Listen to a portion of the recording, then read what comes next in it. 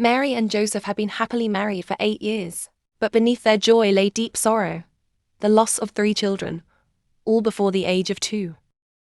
Their first child, Aaron, was a miracle after years of waiting. One Sunday morning, as Mary prepared him for church, she noticed he wasn't moving. Panic set in as she called his name, shook him, and prayed, but Aaron was gone.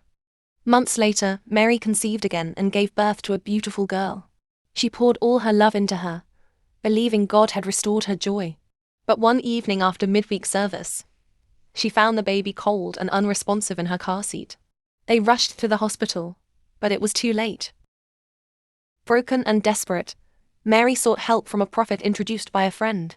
He claimed her mother was a witch who sacrificed her grandchildren to prolong her life. Mary was crushed. Her mother had always been caring, yet fear consumed her. When she told Joseph, he believed it too, and they decided to cut her off. Soon, Mary gave birth to another boy. For 2 years, he brought laughter into their home. But on his second birthday night, she heard him wheezing. They rushed him to the hospital. But again, he died. When the doctor suggested an autopsy, they refused, thinking it disrespectful. A friend urged her to reconsider, but Mary was convinced her mother was behind it. A year later, she became pregnant again and kept it secret, especially from her mother.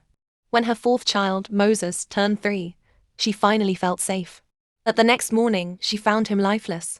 Joseph demanded an autopsy, despite her protests. While waiting for results, news came that her mother was sick and needed surgery.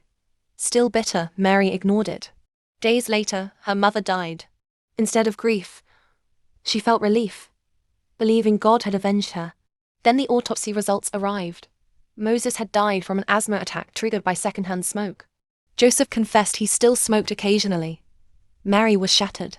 Her children had died not from witchcraft, but from something within their home. She had wrongfully condemned her mother and trusted a false prophet. "Mother, I'm sorry," she wept. "I killed you with my ignorance."